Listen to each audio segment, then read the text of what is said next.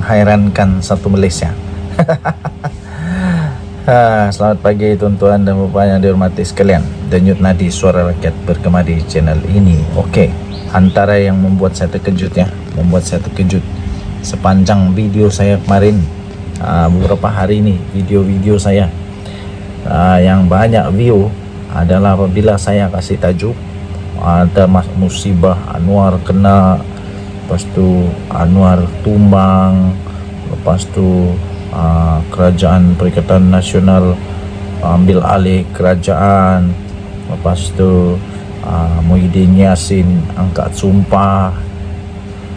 Betul, semua tu mendapat banyak sangat view, seolah-olah memang walaun ni, pembangkang ni memang sangat berharap seolah-olah mereka sangat-sangat berharap dan sedang mengharap, mungkin juga sedang mendoakan supaya betul-betul semua bala malapetaka tu menimpa Perdana Menteri Datuk Seri Anwar Ibrahim. Tapi jangan lupa, dalam ramai-ramai ada otak macam begitu, ramai juga ada otak yang baik-baik, ramai juga yang mendoakan supaya negara kita aman damai, supaya tidak ada persekongkolan, supaya Perdana Menteri dalam keadaan yang baik.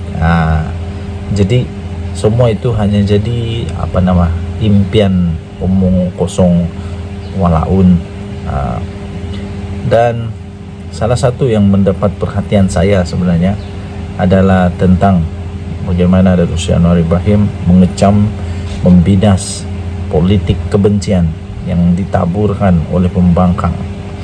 Saya memang sangat-sangat tidak setuju dengan cara berpolitik yang begitu, yang sudah begitu jahil, begitu seolah-olah balik semula kepada zaman kegelapan, ya, zaman batu, zaman masih lagi zaman ais, masih tinggal di dalam gua. Kita di Malaysia, kita sudah hidup lama dalam keadaan yang rukun, dijaga oleh Perlembagaan Negara Malaysia di bawah payung kedaulatan raja-raja dan kedaulatan undang-undang kita. Kita menjaga semua perpaduan dengan baik. Kenapa hanya dengan politik kita sanggup pula untuk berpecah belah, ditabur pula kebencian? Jadi ini saya tidak setuju langsung. Kalau mau main politik, mainlah yang betul-betul punya politik. Kasih tunjuk apa yang kamu ada, apa yang kamu boleh buat untuk negara, apa yang kamu boleh buat untuk memajukan negara bangsa Malaysia ni. Bukannya memburuk-burukkan orang, memburuk-burukkan kaum, agama, bangsa orang lain, ya, tidak. Bukannya mau memijak-mijak, bukan. Dan jauh sekali. Minta maaf, saya paling tidak suka kalau ada orang politik yang cuba untuk main-main politik dengan agama, dengan bangsa. Aduh, cukuplah resis tu, tak payahlah resis, ya. Nah, kalau mau berpolitik, berkempen lah macam mana boleh majukan bangsa sendiri, bukan macam mana supaya kalahan bangsa orang. Bukan. Okey, jadi ramai juga yang orang mau Datuk Seri Anwar Ibrahim ni jatuh atau sungkur di tanah, ya. Tapi semua itu tidak akan berlaku. Minta maaf tuan-tuan dan puan-puan, tidak akan berlaku, ya. Paling seronok ada komen bilang, ya, Muhyiddin akan angkat sumpah di mana? Di dalam tandas di Istana Budaya. Denyut nadi suara rakyat bergema di channel ini. Jangan lupa tekan butang subscribe, like dan share. Bye-bye. Saya harus ketawa dulu. Nampaknya semakin mereka menggelupur, semakin ketaralah kesilapan, kesalahan dan ketakutan mereka untuk kalah teruk. Ada desas-desus yang dikatakan bahwa pas calonkan Abidin ini sebagai satu kesilapan besar memilih calon. Lepas tu Sanusi bukan main lagi backup calonnya ini.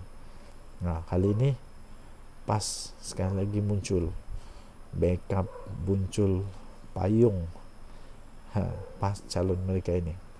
Tapi itulah saya kata, makin mereka menggelupur, makin mereka cuba untuk menutup, makin ketara kesilapan, kesalahan, dan entah mungkin mereka sekarang sebenarnya sudah menyesal pas calonkan Abidin di Sungai Bakap berdasarkan kajian. Kata laporan ini, betulkah? Kalau berdasarkan kajian, pasti kamu sedar bahwa yang dia lawan itu bukan calang-calang. Walaupun berdepan pada tomahan dan kritikan pihak lawan, susulan calon yang dipilih oleh PAS Pulau Pinang menegaskan mereka tidak membuat pilihan yang salah dengan mempertaruhkan Abidin Ismail. Macam mana pun diorang cakap tak salah, bagi saya salah besar. Sebab walaupun mereka kata sudah buat kajian, saya kata tak pernah buat kajian. Kalau mereka tahu calon ini bakal berlawan dengan siapa, pasti mereka akan letak yang lebih baik. Pesuruhjaya PAS Negeri Muhammad Fauzi Yusuf berkata, pemilihan Abidin bukan saja melalui tapisan pimpinan negeri dan pusat, bahkan turut melibatkan kajian khusus. Walawe. PAS nih kalau bercakap memang hebat, kajian khusus lah, itulah alih-alih satu benda pun tidak buat. Dia kata tak silap pilih. Sebenarnya kita menerima senarai pencalonan daripada berbagai peringkat, dia kata. Selepas pihak PAS Negeri buat tapisan dan senarai pendek di antara kepada PAS Pusat, dan pusat tidak terus buat keputusan, bahkan mengantar satu tim untuk buat kajian di sini, dia kata. Percayakah anda dengan ini? Hasil daripada kajian itu, dia kata, kita dapati kecenderungan masyarakat di Sungai Bakap berkehendakan wakil rakyat yang boleh didamping saja okey, tapi pandai kah buat kerja, pandai kah merancang. Ini suasana yang ada, dia kata. Sebab itu Abidin calon terbaik yang dipilih berdasarkan pada kajian, bukan kita ambil begitu saja, dia kata.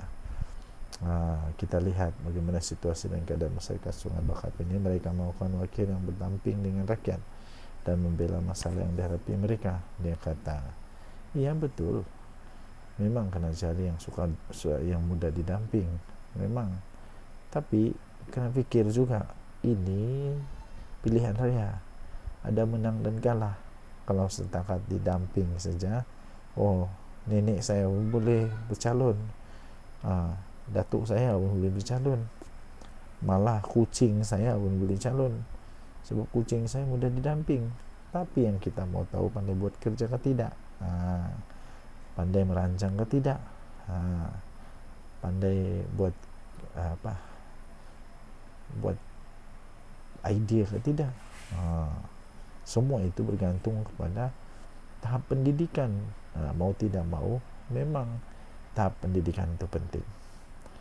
Jadi orang-orang Sungai Bakap, pikirlah panjang-panjang, mau yang didamping, mudah didamping, atau mau yang pandai buat kerja dan mudah didamping. Bagi saya, secara jujur, saya akan pilih orang yang bijak, mempunyai pendidikan tinggi, dan boleh didamping. Semua itu package. Dan jadi saudara bagaimana channel ini, jangan lupa tekan butang subscribe, like, dan share. Bye bye. Salam sejahtera Malaysia. Nampaknya ada lagi bakal kena. Inilah kehebatan Datuk Seri Anwar Ibrahim dan kerajaan yang ada sekarang. Biarlah orang benci-bencilah, yang penting rasuah mesti dihapuskan. Orang yang memang main rasuah, habislah. Memang terberak-berak lah kali ini, tercirit-cirit lah kali ini. Ada menantu yang tak berani balik lah, ada anak sendiri yang sudah 2 kali kena dakwah di mahkamah lah. Macam-macam. Kali ini rasuah lebuh raya, rasuah projek lebuh raya. Kali ini 2 lagi termasuk Datuk telah direman. Seorang pengurusi dan pengarah syarikat subkontraktor direman dalam siasatan SPRM berkaitan pembinaan projek lebuh raya di Lembak Lang. 2 individu lagi ditahan reman dalam perkembangan terkini untuk siasatan rasuah, pencegahan rasuah, siasatan Suruhanjaya pencegahan rasuah Malaysia berkaitan pembinaan satu projek lebuh raya bernilai 1 bilion di Lembak Lang. Menurut sumber, seorang pengurusi dan seorang pengarah untuk satu syarikat subkontraktor ditahan semalam ketika hadir memberi keterangan di ibu pejabat SPRM. Katanya pengurusi terbabit yang bergelar Datuk, sudah kaya raya pun masih lagi perlu makan rasuah kah? Aduh. Datuk itu direman 5 hari sehingga 6 Julai. Manakala seorang pengarah syarikat direman 3 hari sehingga 4 Julai.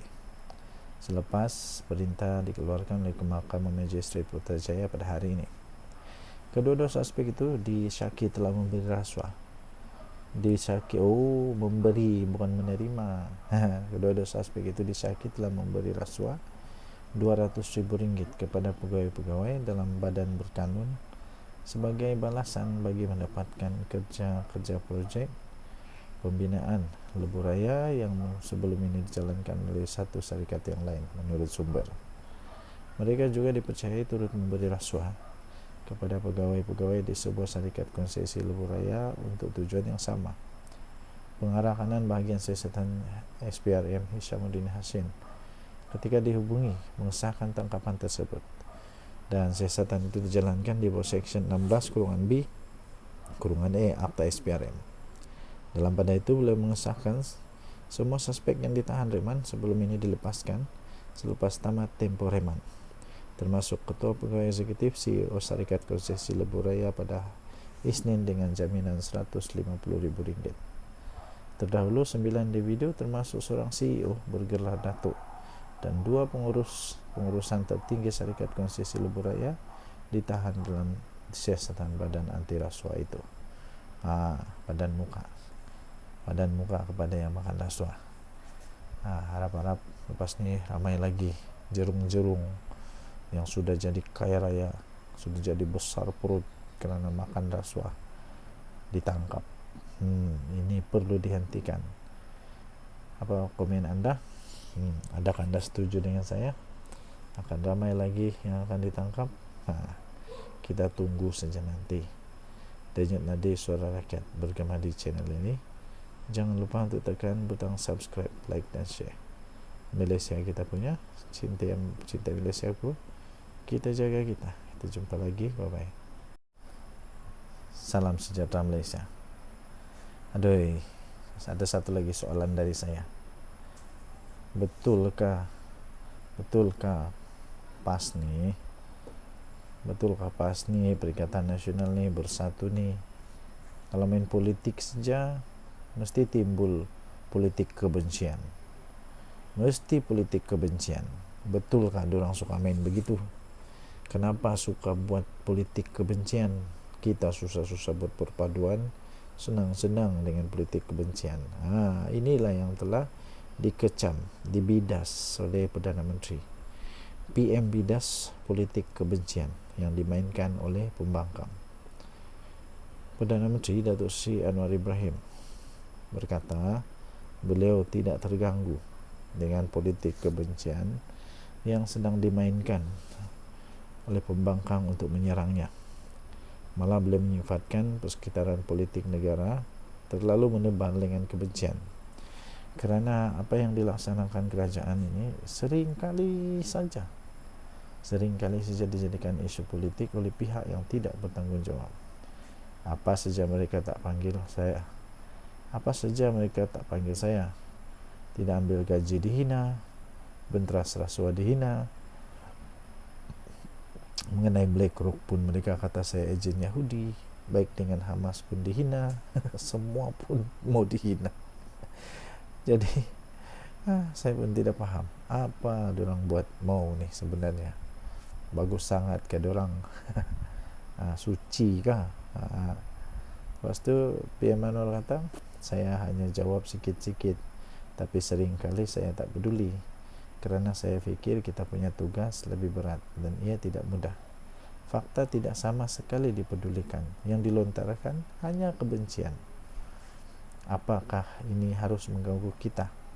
Tidak, ia tidak akan ganggu kita, katanya pagi ini di hadapan 700 orang kaki tangan warga Kementerian Keuangan. Jadi itulah,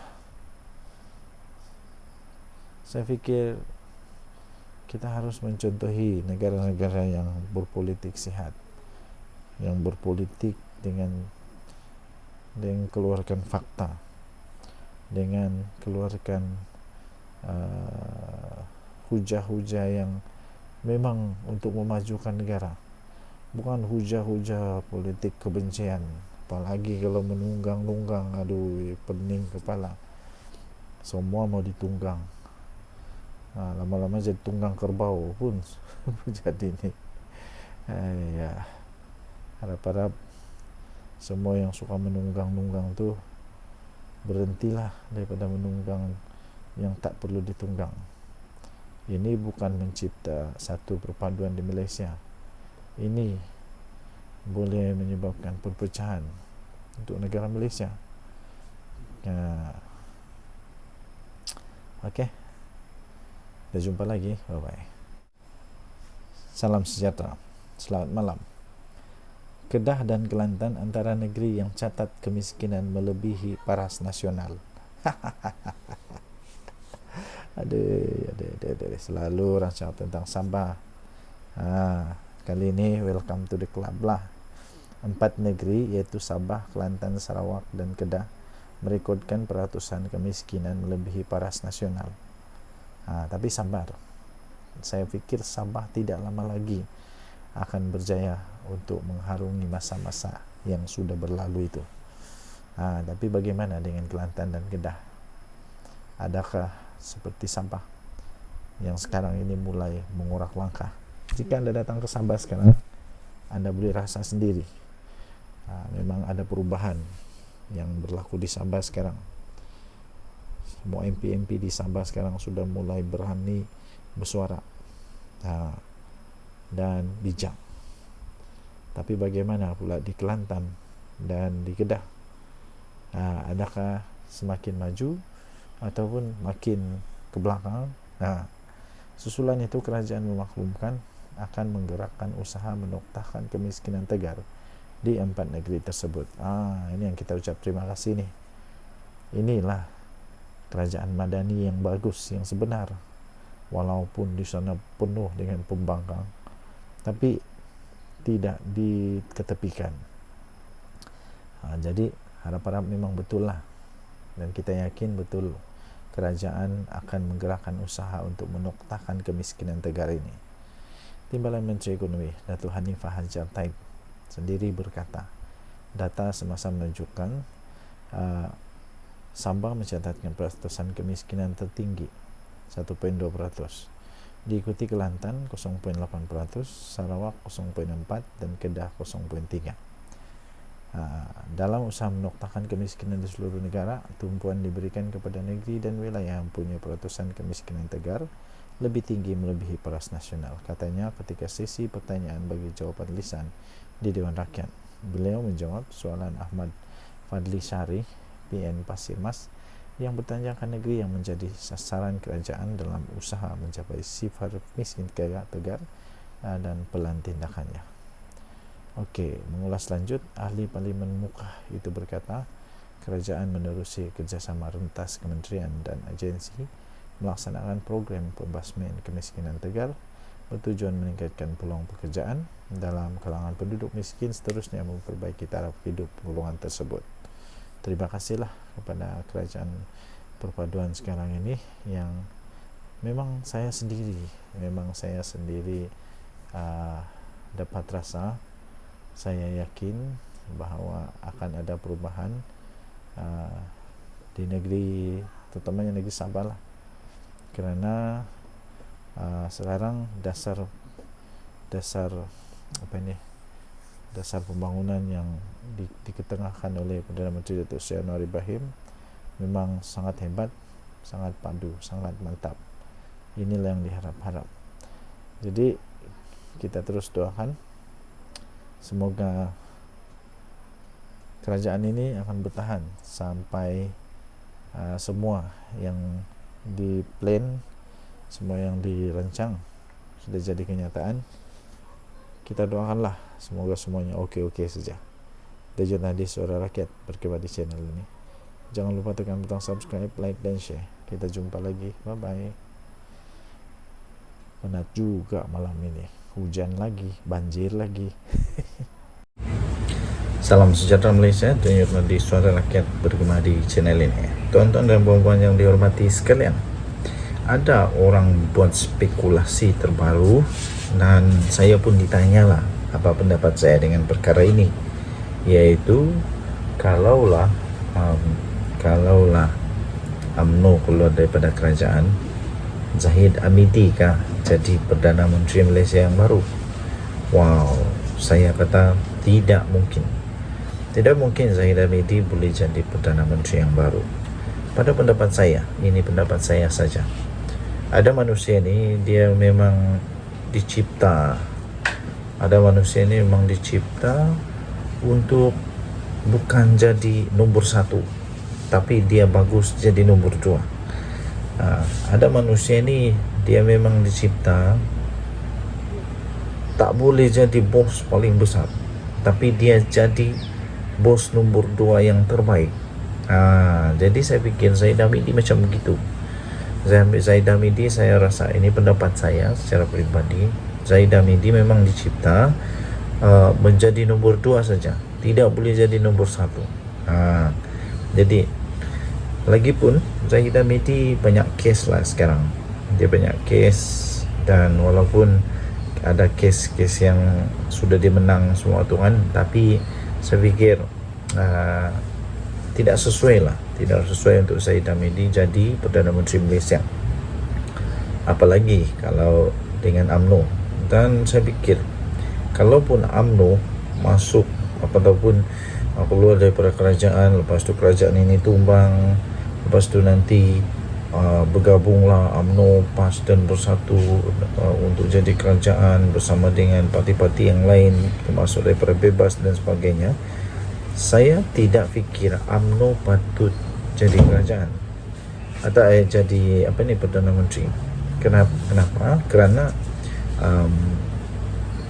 jumlah MP UMNO tu jauh lebih sikit dibandingkan dengan MP-MP daripada parti yang lain. Jadi kalaupun betul-betul berlaku seperti itu, tidak sesuai lah untuk daripada UMNO yang jadi Perdana Menteri. Mungkin daripada parti lain. Yang peliknya dulu juga berlaku, sudah berlaku pun. UMNO parti yang kecil, tapi Perdana Menterinya dari UMNO, Ismail Sabri Yaakob. Jadi tidak juga mustahil. Tapi untuk Zahid jadi Perdana Menteri, saya fikir kurang sesuai. Apapun pendapat masing-masing, ada masing-masing pendapat. Dan kalau Zahid jadi Perdana Menteri, pasti parti-parti yang bergabung dengan diorang ini akan jadi tidak juga stabil lah, sebab akan ada ahli-ahli dalam parti, MP-MP dalam parti yang bergabung tidak puas hati, pada akhirnya akan menyebabkan ketidakstabilan berlaku sekali lagi. Jadi tuan-tuan dan puan-puan yang dihormati sekalian, minta maaf lah pada Zahid Hamidi, sebab pada pendapat saya Zahid Hamidi tidak boleh jadi Perdana Menteri. Bukan tidak layak, tapi mungkin dia dicipta bukan untuk jadi Perdana Menteri lah. Mungkin dia dicipta untuk jadi timbalan Perdana Menteri saja sampai bila-bila. Mungkin kalau UMNO jadi kuat semula pun bukan Zahid jadi Perdana Menteri. Mungkin ada orang lain. Kita tunggu saja apa yang akan datang. Denyut nadi suara rakyat bergema di channel ini. Bye-bye. Salam sejahtera Malaysia. Saya belum bercakap lagi sudah rasa lucu. Belum saya bercakap pun saya sudah rasa lucu. Apa yang lucunya? Ada dengar kata, tadi saya tonton video Jufazli dengan gelak yang memang lucu betul. Dia kata Perikatan Nasional, ada 11 ahli parlimen daripada Barisan Nasional akan melompat parti ataupun akan menarik sokongan daripada kerajaan selepas PRK Sungai Bakap. Inilah cerita lucu, cerita dongeng. Inilah cerita paling tidak masuk akal untuk 1 Julai 2024. Dia kata, saya pun mau gelak juga lah. Entah cerita dari mana, entah ini cerita kedai kopi mana yang dapat ini. Dan entah tok kadok, entah mana yang cerita ni, entah mana nenek kebayan yang cerita tentang benda ni. Tidak akan berlaku, tidak mungkin akan berlaku. Yang mungkin berlaku ialah disahkan, mungkin mungkin ada lagi yang sokong PM. Wah, mungkin ada yang letak jawatan. Daripada Perikatan Nasional. Itu yang mungkin boleh berlaku. Kenapa? Sebab sudah ada anti lompat parti. Jadi kalau mau sokong kerajaan tidak boleh sudah, susah sudah. Jadi satu-satunya cara letak jawatan lah. Letak jawatan. Yang dari dulu Hadi Awang kata PM Anwar akan tumbang bila-bila masa. Tak sampai sudah sekarang bertambah lagi usia Tok Guru Hadi Awang. 1 tahun lagi pun tidak tumbang-tumbang. Adakah nanti 10 tahun dari sekarang baru tumbang kerajaan ini? Tidaklah, tidak akan tumbang. Kalau tumbang pun waktu pilihan raya lah kot. Waktu pilihan raya lah kot. Tidak ada lagi orang yang minat untuk tebuk-tebuk belakang, tebuk-tebuk atap. Tidak ada lagi. Lagipun yang di Pertuan Agong sekarang tidak berminat dengan tebuk atap. Tidak berminat dengan pintu belakang, main belakang, tidak. Agung sekarang, Agung yang tegas. Tidak ada harapan lagi. Untuk Atok Mahathir mau buat lagi plan A, plan B, plan C, plan D, Q. Belum pasti lagi dan tidak akan adalah. Pilihan raya 3 tahun dari sekarang. Waktu itu umur Mahathir 101 tahun. Waktu itu umur Mahathir 101 tahun. Persoalan memanglah manusia masih ada lagi ke Mahathir waktu itu. Kalau dia masih ada pun masih kuat lagi kah untuk berjajah-jajah, menjajah-jajah campaign. Kalau dia jadi MP waktu itu, tahu? Kalau dia jadi ahli parlimen waktu itu, umur dia akan menjadi umur MP paling tua. Masih boleh berjalan? Saya pun tidak tahu. Masih boleh jalan lagi kah tidak? Jadi yang pastinya 11 MP daripada Barisan Nasional yang konon mau sokong Perdana Menteri itu tidak akan jadi. Jangan risau, tidak akan jadi. Kalau ada, kalau berani, nyatakanlah siapa dia orang. Yang pasti tiada. Tiada. Kesian. Bermimpilah di siang-siang hari. Berdoalah banyak-banyak supaya boleh jadi Perdana Menteri di pulau di planet Pluto ataupun di bulan. Buatlah parlimen baru di bulan supaya boleh jadi Perdana Menteri di sana. Denyut Nadi Suara Rakyat bergema di channel ini. Jangan lupa tekan butang subscribe, like dan share. Malaysia kita punya, cintai Malaysia aku, kita jaga kita. Bye bye.